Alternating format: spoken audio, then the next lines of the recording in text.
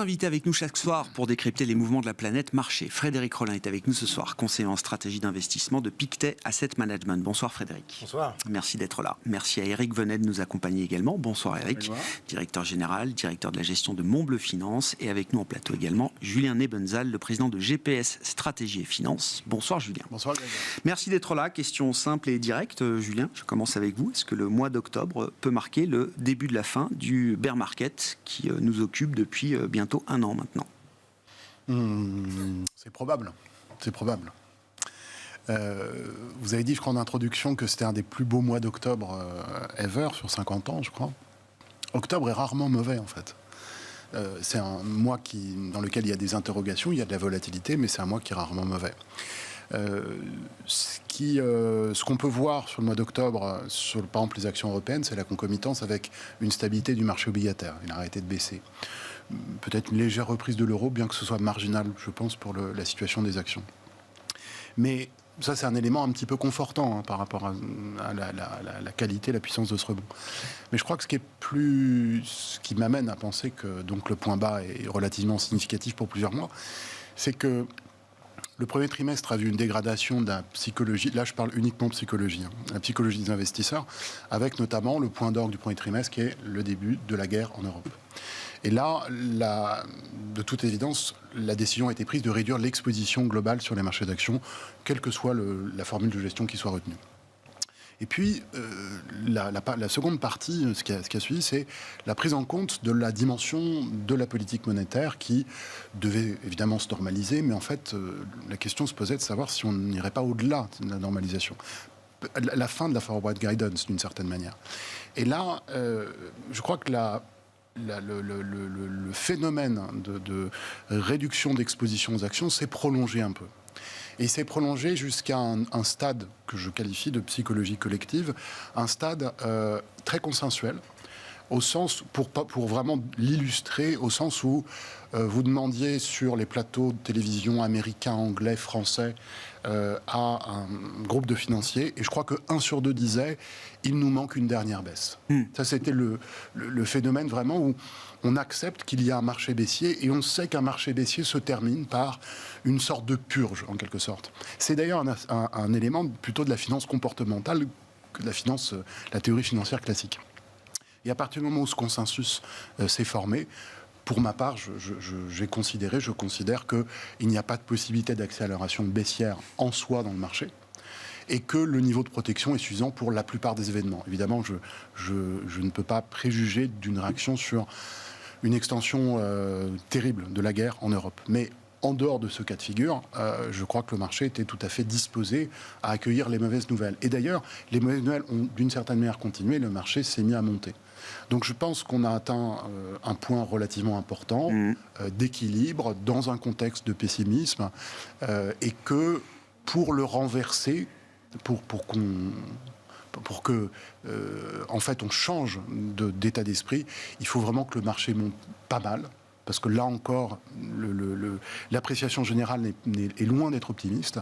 Et je disais, il faut attendre probablement une bonne amélioration. En tout cas, qu'on dise des choses extrêmement positives d'ici 6 mois. Je maintiens ce point de vue. Je pense que c'est à peu près la temporalité. Et en termes de prix, je pense qu'on devrait assister à un retour sur les sommets de marché, que ce soit sur les marchés américains ou européens d'actions. Quand on parle des sommets, c'est ceux de début 2022 ? Oui, tout à fait. Ouais. Le dernier semestre, le deuxième semestre 2021, c'est vraiment le semestre classique où on monte très lentement et où, pas l'euphorie, mais l'optimisme se déroule mois après mois. C'est-à-dire que l'action des prix n'a rien à voir avec l'enthousiasme des discours. Et on a vu en fait le phénomène inverse. Donc on a une place en termes de... Il y a 6 mois là, vous dites. Oui, on essaye de caractériser un peu les choses, mais... Compte tenu de la puissance du rebond qu'on a vu et de sa structure, et si je fais appel à mes petites connaissances d'analyse technique, je ne serais pas surpris qu'il y ait un petit retour en arrière. Là, dans les jours ou semaines qui viennent, ça ne me surprendrait pas. Mais sur le fait, la question posée, savoir est-ce qu'on a un point bas qui est fort, je pense... Je ne le trouvais pas avant, je ne savais pas que dire. Maintenant, je le pense, je le confirme, je crois qu'on a quelque chose de très solide. Sur 6 mois, là... Il y a une stratégie à mettre en place. Non, mais il y a une probabilité importante qu'une stratégie suivant la hausse des marchés soit récompensée. Juste ce point-là sur 6 mois, c'est parce que l'absence, en fait, le fait qu'il y ait un phénomène consensuel autour d'une dernière grande baisse de forme purge, c'est typique en fait d'un range. C'est-à-dire qu'on atteint un point bas, le consensus attend ça, le marché va revenir en haut du range, c'est-à-dire sur le point haut précédent, et ce n'est qu'ensuite qu'une nouvelle étape pourra éventuellement interroger à nouveau la communauté des investisseurs. Mais quand on attend ça et que ça ne se produit pas, c'est que c'est un range, et donc l'objectif du range, c'est le retour au plus haut. Eric, analyse de ce mois d'octobre, et c'est la question un peu sous-jacente. Est-ce que le risque pour vous, c'est une répétition de ce qu'on a connu cet été, c'est un fort rebond mais qui se termine mal, ou est-ce que cette fois, il y a des chances que la fin de l'histoire soit différente? Je vais faire une réponse de Normand. En fait, je pense qu'on sera plus haut, effectivement, dans pas très longtemps. Mais ce qui me gêne, c'est que le marché a monté comme au mois d'août. C'est-à-dire que sur une anticipation de politique monétaire, on s'est dit, bon, cette fois, ça y est... C'est le narratif qu'on veut y mettre, hein, mais oui, bon... c'est ce qu'on entend. Enfin, oui, c'est le narratif de marché qui a nourri, encore une fois, cette hausse. Sauf que les statistiques n'ont pas montré qu'il y avait un profond ralentissement et qu'il y avait un début de baisse... d'anticipation d'inflation. Donc, si jamais on a un retour... Moi, ce que j'attends, c'est le discours de la Fed. Là. C'est-à-dire que, est-ce que la Fed est satisfaite avec ces tendances globalement? Elle aurait un petit peu agi sur la croissance et un petit peu agi sur l'inflation. Et on est à peu près tous d'accord que, elle va commencer à ralentir, ou du moins, elle sera dépendante des prochaines statistiques. Mais elle peut avoir le discours suivant, disant que non, ça ne va pas assez vite, et vous êtes fait des leurs, et vous inquiétez pas, on n'a pas fini. Et là, on reviendrait... Alors, je pense qu'on ne reviendrait pas au plus bas, enfin, je suis d'accord avec vous, mais on peut reculer encore un petit peu. Mais marcher en crabe, en fait, pour mieux après remonter, si c'est pas cette fois-là. Enfin, voilà. Les statistiques sont vraiment compliquées à comprendre, l'emploi. Enfin, et là, par rapport au discours, si on prend comme référence le discours de Jackson Hole fin août par Jérôme Powell, qui a marqué le retour à la réalité pour les marchés, entre guillemets, est-ce que beaucoup de choses ont changé du point de vue de la dynamique de l'inflation ou du marché du travail aux États-Unis depuis? C'est pas évident. Non, dans les statistiques, c'est compliqué. Enfin, on a un peu de tout. Enfin, l'emploi est très bon encore. Et donc, si la Fed se focalise sur l'emploi, il n'y a pas de raison que... Puis après... Même en tendance, c'est difficile d'extrapoler quelque chose de... En tendance, on sait bien qu'il y a un ralentissement. Oui, on crée encore plus de 200 000 emplois chaque mois aux États-Unis. Bon, oui, alors évidemment, on a pu créer 500 000 à certains moments, mais... Les conditions plus compliquées, que l'immobilier est plus compliqué, mais ça se voit pas vraiment dans les chiffres. Donc, peut-être que la Fed pourrait dire... Vous emballez pas, et ne serait-ce que dire ne vous emballez pas, c'est pas fait. On pourrait peut-être souffler. Alors peut-être que c'est votre scénario en disant quand on redescend de quelques pourcentages après pour mieux remonter. Peut-être, mais c'est pas mon. Enfin, on peut avoir raison tous les deux, mais l'explication pour moi, elle est là. C'est-à-dire que le marché a voulu y croire et. Le marché aimerait que ce soir ce soit la dernière hausse de 75 points de base. Oui. C'est pas évident que demain matin on puisse l'affirmer. Oui, c'est plutôt le discours, les termes, on voit bien que c'est quand même très comportemental, parce que, encore une fois, les statistiques là, l'économie ne peut pas aider. Hein. On sent que c'est... Après, on peut se dire qu'il faut 9 mois pour que on ait des tendances vraiment plus économiques. Donc, mais je parierais effectivement pour des plus hauts dans pas longtemps, mais il faut qu'on passe ces 3-4 jours-là. D'accord. En fait, parce que... Qu'il y a un risque à la hausse, quand même. C'est 4 jours. Hein. Le marché, il va aujourd'hui, demain, et puis voilà. Et après, on saura le mood qu'il veut prendre, quelles que soient les statistiques. Donc, on verra. Bon, prochaine. Risque à la hausse ou risque à la baisse? Parce qu'on a quand même un rebond qui... approche les 10% désormais, Frédéric. On a tactiquement envie de vendre ce rebond, ou est-ce que cette fois, on se dit que c'est peut-être le bon moment de rester un peu investi? Nous, on a plutôt tactiquement envie de le vendre. Enfin, on l'avait déjà vendu, pour tout dire, depuis un bon moment. Donc là, on fait le dos rond. Plusieurs raisons à ce rebond pour nous. D'abord, un consensus vendeur extrêmement fort. Donc, voilà, beaucoup de vendeurs, donc plus personne pour vendre. Ça, c'est plutôt positif pour le marché. Je pense quelque chose aussi qu'on a peut-être un peu sous-estimé, c'est qu'il y a eu quand même des craquements d'ordre systémique dans le marché. Oublions pas les obligations de Crédit Suisse, qui est une banque très importante, un plus gros morceau quand même que Lehman Brothers, qui commence à montrer des très très gros signes de faiblesse, et même les fonds de pension anglais à la suite du crack sur le Gilt qui sont remis en question. Donc ça, quand même, le sentiment quand même que les banques centrales sont quand même déjà allées très très loin. Et puis l'intervention de la Banque centrale d'Angleterre, qui nous rappelle que finalement cette capitulation dont on parlait tout à l'heure, elle a un petit peu moins de chances d'avoir lieu si finalement, même s'il y a de l'inflation, et il y en a en Angleterre, on le sait, les banques centrales sont prêtes à intervenir quand même pour des raisons de stabilité financière. Donc finalement, on retrouve quand même un petit peu, on se dit voilà, elles ne nous ont pas complètement oublié, ces banques centrales, et donc je pense que ça a permis au marché de récupérer un peu. Puis dernier point, peut-être le plus important, mais ce qui nous fait douter, ça c'était tout ça je parle du passé. Ce qui nous fait douter sur la qualité du rebond, c'est que finalement, il y a ce sentiment en fait aujourd'hui que les banques centrales, la Fed, la BCE, mais surtout la Fed a fait quand même l'essentiel du chemin, et donc on a une stabilisation des taux obligataires, les anticipations d'inflation se sont calmées, voire elles sont même plutôt bonnes à 10 ans. Pour nous, c'est plutôt une bonne opportunité d'aller sur les obligations américaines. Mais attention, sur les actions, oui, donc il y a une respiration naturelle du marché. Mais qu'est-ce qui vient après cette stabilisation sur les taux? C'est les anticipations économiques. Pourquoi les taux aussi, aujourd'hui, se stabilisent? Parce que les PMI sont mauvais, parce que l'économie, probablement aux États-Unis, ça va être très, très sous le potentiel, même pas un demi-point de croissance par trimestre. Que les profits vont pas être là.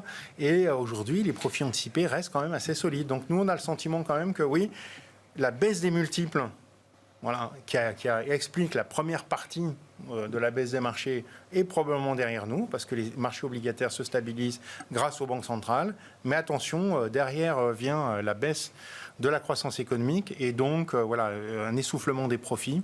C'est pour ça que nous, on n'achète pas ce rallye aujourd'hui. Sur la Fed, la question du pivot, alors attention, beaucoup de variations autour du thème du pivot. Non, mais du coup, à redéfinir en permanence. Mais l'idée d'une Fed qui passerait de 75 encore ce soir à 50 points de base de hausse, peut-être pour le meeting de décembre, quelle interprétation est-ce que vous en feriez, Frédéric? Est-ce que ça pourrait remettre en cause, par exemple, le point d'atterrissage du cycle de resserrement monétaire de la Fed, ou est-ce que le rythme des hausses de taux est complètement, ou plutôt le taux terminal est complètement indépendant du rythme des hausses de taux qui pourraient avoir lieu demain? Oui, alors le taux objectif, le taux terminal, c'est extrêmement difficile à connaître. Moi, je cite souvent Jérôme Powell qui dit nous comprenons aujourd'hui à quel point nous comprenons mal ou peu l'inflation. Donc je pense que... Mais voilà, aujourd'hui, on est avec une Fed qui a quand même fait beaucoup, qui va faire 75 points de base. Nous, on ne serait pas complètement étonnés qu'elle fasse 50 points de base. Mais là, j'ai l'impression que c'est quand même le rallye qu'on a vécu au mois d'octobre. D'accord. Voilà, c'est pas... Si elle nous dit, on fait 50 points de base le mois prochain... Dire oui, mais enfin les marchés actions ont quand même déjà... C'est ce qu'on a payé. Il me semble. Alors, il peut y avoir quand même ce sentiment aussi que finalement, en tout cas, on ne part pas à la dérive, on ne part pas sur du 100 points de base, on ne fera pas du Volcker. Et je dirais même le fait, dès aujourd'hui, de discuter de 50 points de base, ça exclut la possibilité de faire des hausses extrêmement brutales plus tard, si jamais l'inflation venait à déraper. Mais attention quand même, on le rappelait tout à l'heure, les chiffres d'inflation, ils ne sont pas bons. Ah bah non. Toujours pas bons. Les chiffres d'emploi qu'on a eu tout à l'heure, ils sont bons, donc il y aura des hausses de salaire. Donc la Fed quand même peut... ça m'étonnerait qu'aujourd'hui, compte tenu des statistiques qu'on a, la Fed dit c'est bon, elle ne peut pas donner l'impression de relâcher la pression à ce stade. Elle va maintenir la pression et donc elle va peut-être être se montrer un petit peu plus dépendante des données économiques, signaler un peu plus effectivement que beaucoup de pressions inflationnistes sont en train de reculer, etc. Donc ça va être dans le discours. Mais je ne crois pas qu'on puisse assister d'ores et déjà compte tenu des données qu'on a eues, et aussi du discours de la Fed quant à sa qualité elle-même de prévision, son humilité, je dirais, vis-à-vis de l'inflation, je vois mal qu'elle puisse être aussi affirmative dans son pivot. Oui, Eric, c'est un peu le sens de ce que vous disiez aussi. Parce que si la prochaine, c'est celle-là, c'est oui, décembre, on parle de décembre. 0,50, je pense que pour le coup, on continuera de monter. Parce que non seulement c'était en espérant que la suivante soit que de 25. Voilà. On s'est dit, ça y est, la Fed se satisfait, enfin ce que je disais tout à l'heure, se satisfait de la tendance et que, parce que, honnêtement, on pourrait être encore à 0,75 parce que les chiffres ne le montrent toujours pas. Donc, pour moi, ça sera un signe assez fort quand même, 0,50 la prochaine. C'est-à-dire qu'effectivement, là, du coup, vu le peu d'investissement dans les marchés actions, on partirait. Oui, je peux rebondir là-dessus. Je pense que c'est vrai que c'est clairement une possibilité. C'est la raison pour laquelle nous, on est revenu sur les obligations américaines. Mais je dirais qu'à parité de risque, je trouve que c'est un meilleur argument pour les obligations américaines que pour les actions qui vont quand même avoir des baisses de profit. C'est vrai que j'ai attaqué sur les actions parce que Smart Bourse et parce que le rebond était violent. Mais j'ai bien compris que dans le playbook de l'investisseur, il y a quand même aussi les actions. Il y a d'autres choses avant les actions, mais on pourra en parler. Oui, mais même, il y a des multiples, mais il y a aussi les profits. Dans l'équation, dans le schéma ou votre manière de réfléchir, Julien, c'est important que la Fed ne fasse plus 75 points de base à partir de demain, d'une certaine manière. Ça joue dans dans la qualité ou la solidité du rebond. Dans nos travaux sur les cycles, cette année, si je prends à peu près 12 mois glissants, inflation, niveau de la croissance américaine et marché actions, on est en plein dans ce que les cycles nous disent qu'il doit se passer. Donc c'est bien, sauf à l'opposé, sur le marché obligataire, on est complètement en dehors des clous. Pour nous, la hausse des taux obligataires est beaucoup plus importante que ce qu'on avait escompté, mais beaucoup plus. Pour donner, pour être justement très humble, le 10 ans américain, à partir de 3%, à 3 on l'achetait. Ça commençait à être notre objectif, l'objectif qu'on s'était fixé. Donc, la vitesse la vigueur de la décision de la Banque centrale, dans ce cadre, est venue heurter notre modèle et nous a surpris. Maintenant, on continue quand même de penser, je continue de défendre l'idée que ce qu'ils font, c'est surtout un travail de normalisation et que l'inflation qui existe, qu'il faut combattre, j'en conviens, mais c'est surtout un élément de discours. Et la fin du Forward Guidance, c'est exactement ça. Pour normaliser et que ça se passe le moins mal possible, parce qu'à chaque fois qu'ils ont essayé de le faire, ça a été très très très compliqué, autant définir un objectif, finalement un nouvel ennemi en quelque sorte, et ne plus parler de la normalisation en tant que telle, et pour autant la faire. Donc je pense que tout ce qui se passe est assez cohérent. Après, moi, toute la recherche que j'ai toujours lue, c'est plutôt des économistes sur le rôle des banques centrales pour casser l'inflation. Monter les taux, c'est un frein à l'économie. Personne ne peut démontrer que ça a une conséquence directe sur l'inflation. Personne ne l'a démontré. Il y a des gens qui ont dit le contraire. On est à 300 points de base de hausse de taux. L'inflation core CPI est au plus haut du cycle aux États-Unis pour l'instant. Qu'il n'y ait pas de réaction instantanée, ça, je crois qu'on en est certain. Mais même si on se projette à un an, c'est pas du tout évident.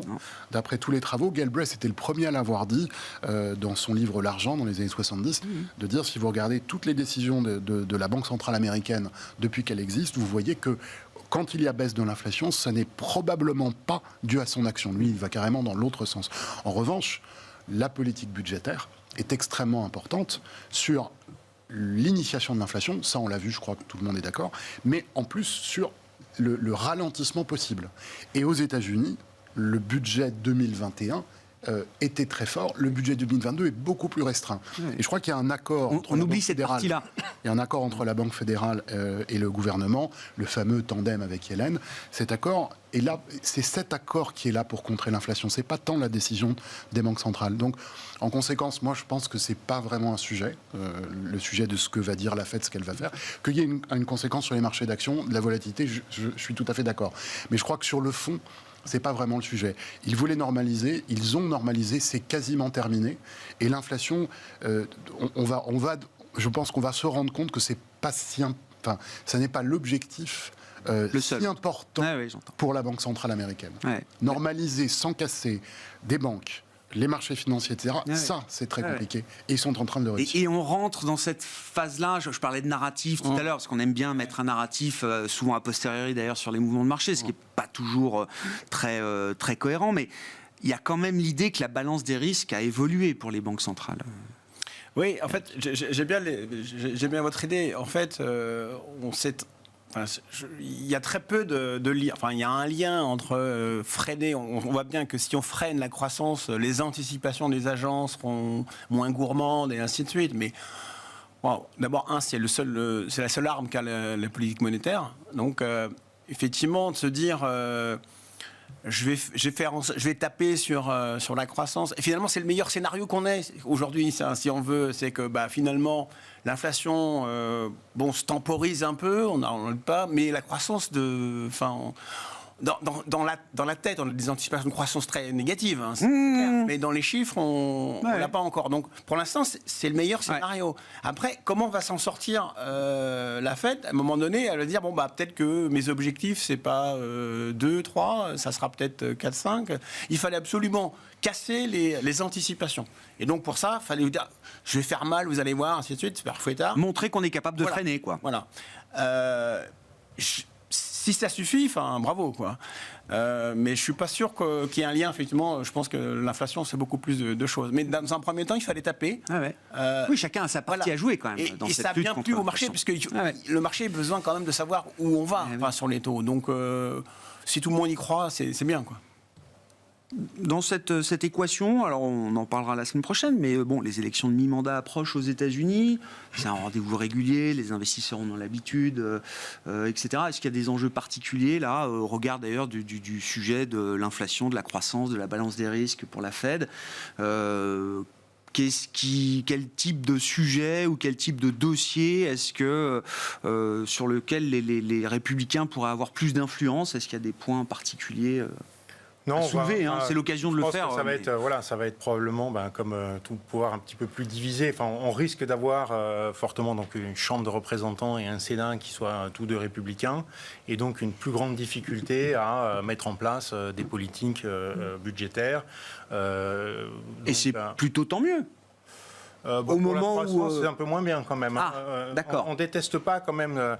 Souvenez-vous, quand Donald Trump a pris la présidence en 2016 et qu'il a eu donc le Sénat et la Chambre des représentants. Donc il y a eu une petite peur au sujet du style et puis de ses positions géopolitiques. Puis derrière, le marché a beaucoup monté. Pourquoi ? Parce qu'en ayant les trois pouvoirs, on avait des relances extrêmement importantes, des baisses d'impôts, et donc tout ça est plutôt bon, soit pour la bourse, si c'est des baisses d'impôts sur les dividendes, etc., soit sur les profits, soit une meilleure économie s'il s'agit de relance. On a eu ça avec Biden, on a eu quand même des relances extrêmement fortes, alors peut-être un peu trop fortes, effectivement.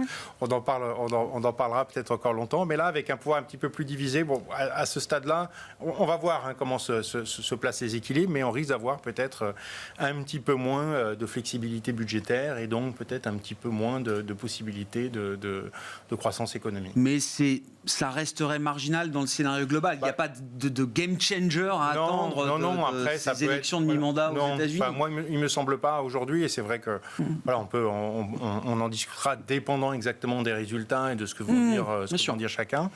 Mais aujourd'hui, en tout cas, ce qui est frappant, c'est l'arrivée de nouveau des républicains qui avaient quand même assez largement perdu les dernières élections, et puis malgré un nombre d'affaires relativement incalculable finalement, le retour au pouvoir, l'alternance aux États-Unis, comme pratiquement, alors les résultats ne sont pas encore là, mais je parle de sondage, comme pratiquement à chaque fois en fait, aux élections de mi-mandat, quoi. Je reviens encore sur le mois d'octobre.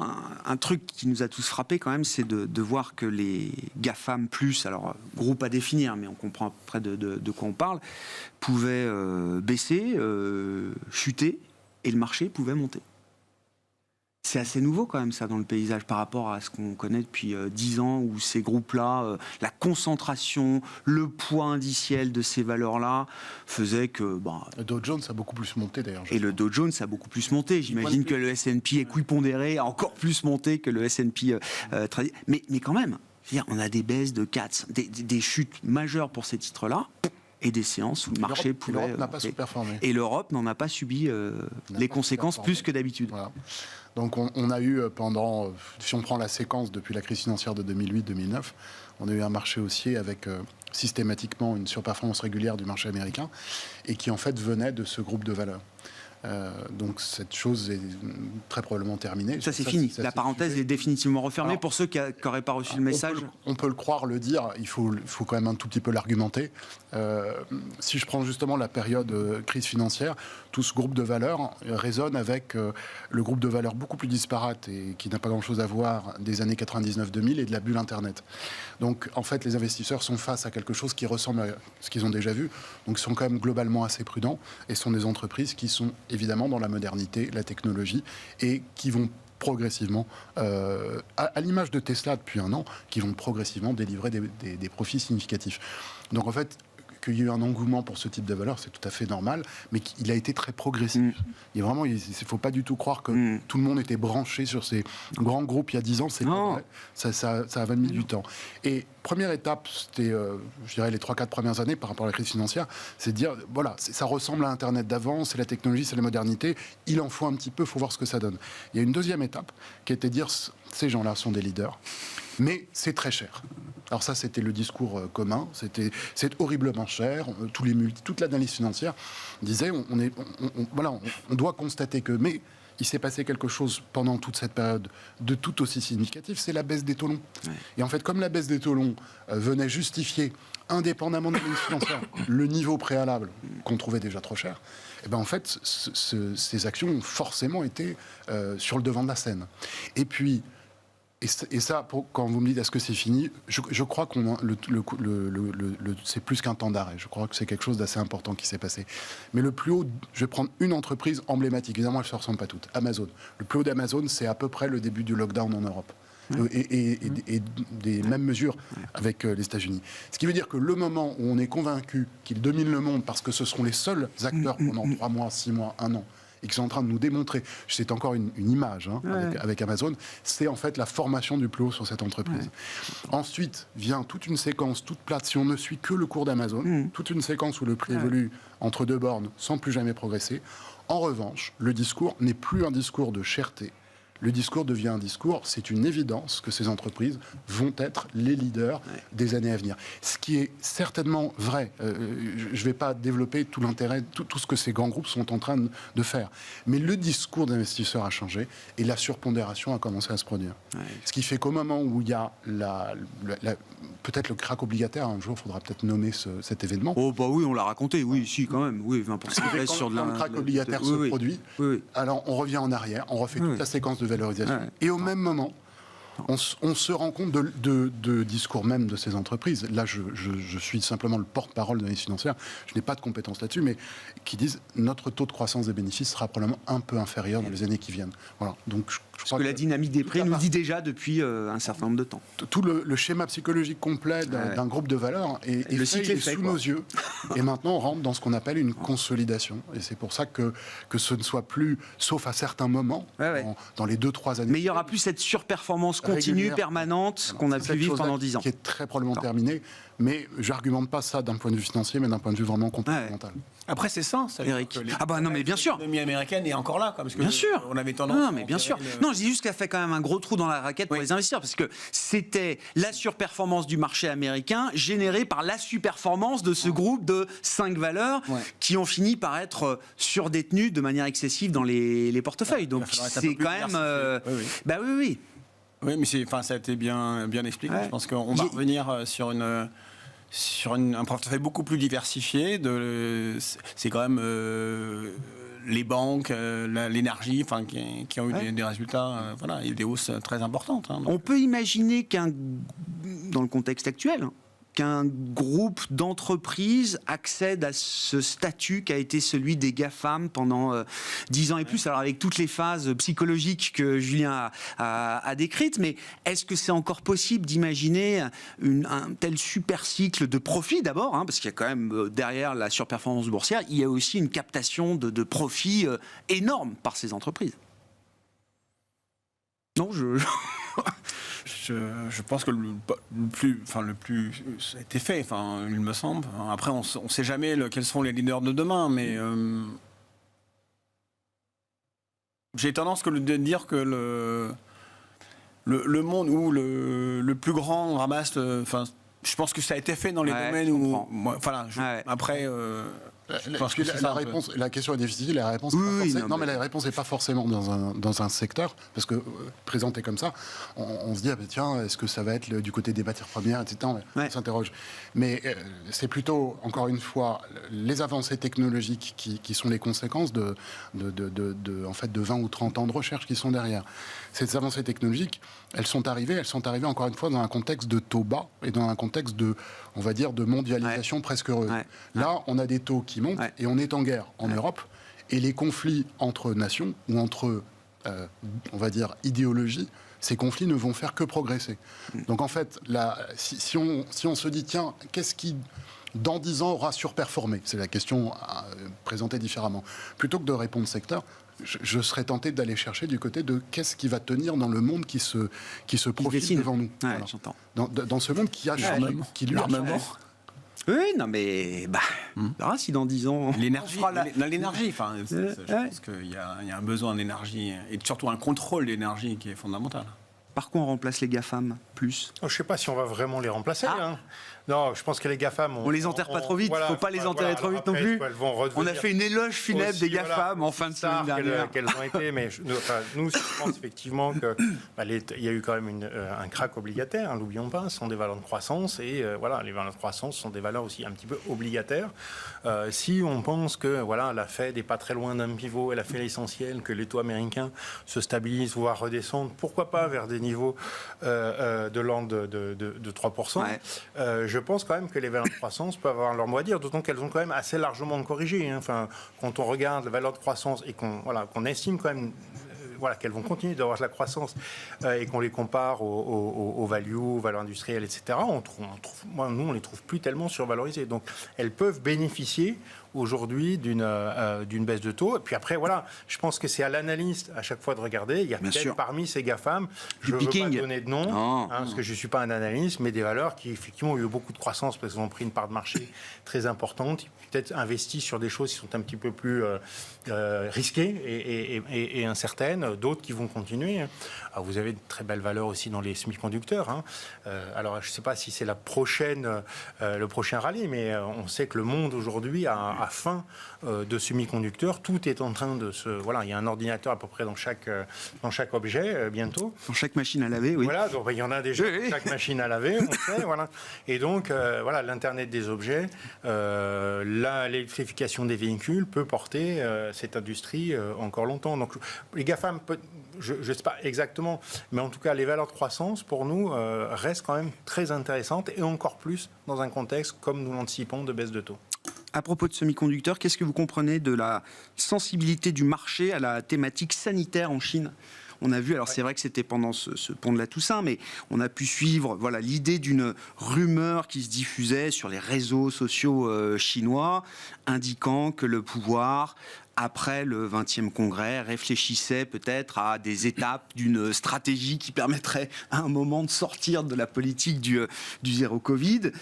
Quel corps on peut donner à cette rumeur aujourd'hui, sachant que l'actualité sanitaire du moment en Chine, c'est quand même la mise à nouveau sous contrôle strict d'une zone importante, économique importante, autour de l'usine Foxconn qui produit des composants notamment pour l'iPhone, dans une zone d'activité économique importante justement pour la Chine et pour la technologie en général. Je crois que les marchés chinois aujourd'hui ont atteint des niveaux de valorisation extrêmement faibles, et que ça reste un pays à croissance à moyen terme, et donc beaucoup d'investisseurs cherchent un point d'entrée, et donc cherchent la nouvelle qui éventuellement fera que ça y est, ils ont enfin le catalyseur qui fait qu'il faut acheter. Donc plusieurs problèmes sur les actions chinoises, la politique zéro Covid, et donc le moindre signe aujourd'hui est regardé, mais on a été souvent déçus, et le fait que on ait un pouvoir aujourd'hui aussi uni autour de Xi Jinping, qui est quand même l'apôtre de la politique zéro Covid, le créateur de la politique zéro Covid, pour nous laisse... on voudrait en savoir un petit peu plus j'entends. avant de se dire ça y est, ils vont enfin abandonner. On aimerait aussi voir une politique monétaire et des politiques budgétaires plus accommodante, mais manifestement le pouvoir en place souhaite avant tout éviter que trop d'endettement dans l'économie, donc ils vont continuer peut-être à faire souffrir cette économie. Et puis enfin des questions géopolitiques, comment ce gouvernement va-t-il se positionner par rapport au reste du monde. Donc je pense que aller chercher aujourd'hui les actions chinoises sur la possibilité d'un changement relativement mineur dans cette politique zéro Covid, ça paraît un peu fragile. Ça paraît un peu fragile. Ouais. Je dirais l'atout principal d'une prise de position acheteuse aujourd'hui, c'est sur les actions chinoises, c'est on en parlait tout à l'heure. La valorisation. Personne n'en veut. C'est une valorisation très basse. Donc s'il y a un catalyseur qui se met vraiment en place, le rallye pourrait être important. Ce serait une nouvelle importante, un game changer pour les marchés si la Chine sortait ou faisait évoluer de manière significative sa politique zéro Covid. Pour quelques jours. Mais je pense que, mois après mois, vous posez la question, il ne faut pas toucher à la Chine. C'est déjà rien qu'avec nos économies où on essaie de comprendre les règles. Alors, la Chine, en plus, c'est quand même un pouvoir fort qui décide ce qu'il veut. Et je pense que c'est plus. Sauf à ce que le client le demande expressément, vous dites c'est pas un territoire d'investissement. Oui, je pense. Mais bon, parce que. Encore une fois, vous rajoutez une couche supplémentaire qui est le pouvoir politique fort. Si Xi Jinping décide demain matin que telle entreprise, donc je pense qu'il n'y a aucun intérêt à aller là-bas, si ce n'est que personne n'en veut mais même. Non, mais moins de zéro Covid en Chine, ça peut être bon pour nous aussi.